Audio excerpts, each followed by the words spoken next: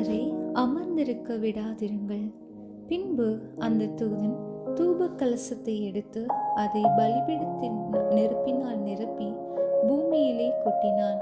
உடனே சத்தங்களும் இடி முழக்கங்களும் மின்னல்களும் பூமி அதிர்ச்சியையும் உண்டாயின. வெளிப்படுத்துதல் 8:5. பலிபீடத்தில் இருந்து எழும் அக்கினியானது ஜெப ஜீவியத்திற்காக நாம் கொண்டிருக்க வேண்டிய பரிசுத்த வைராக்கியத்தை குறிக்கிறது எனலாம்.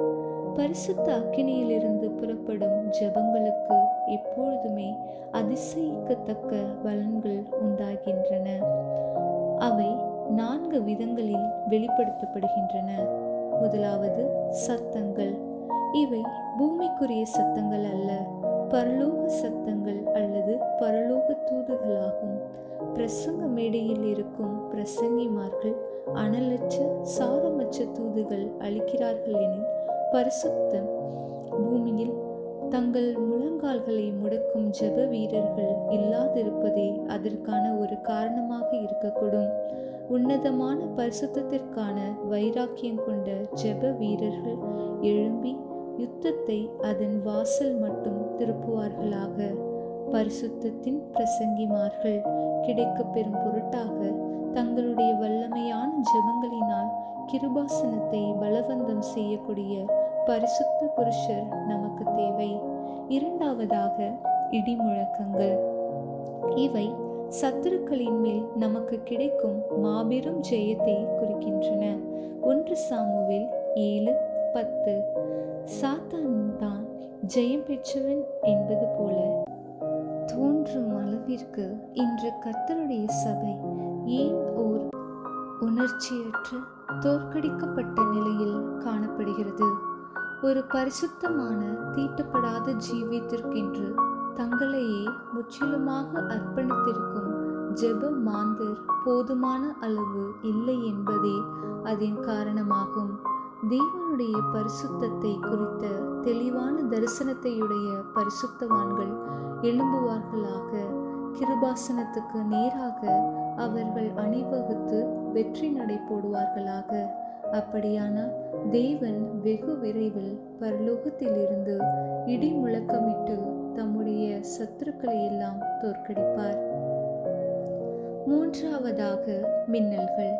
இவை சாத்தானின் சேனைகள் தோற்கடிக்கப்படுவதை குறிக்கின்றன. லூக்கா 10:18.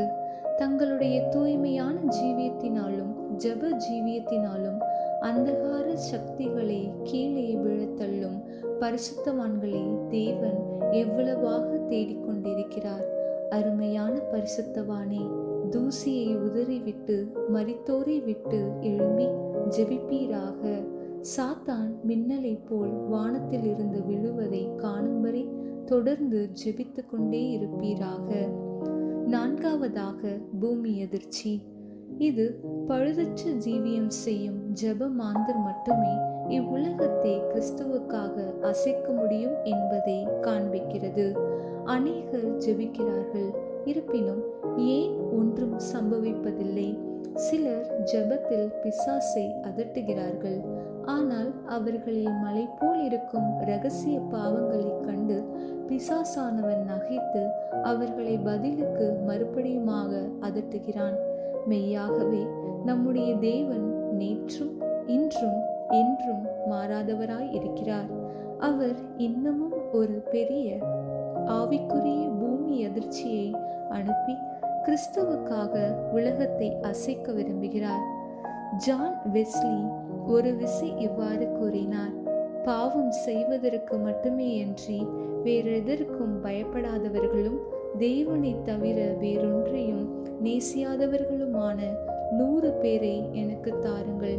அவர்கள் எப்படிப்பட்ட பின்னணியில் இருந்து வந்தாலும் அவர்களால் கிறிஸ்துவுக்காக உலகத்தை அசைக்கவும் பரலோக ராஜ்யத்தை ஸ்தாபிக்கவும் கூடும்.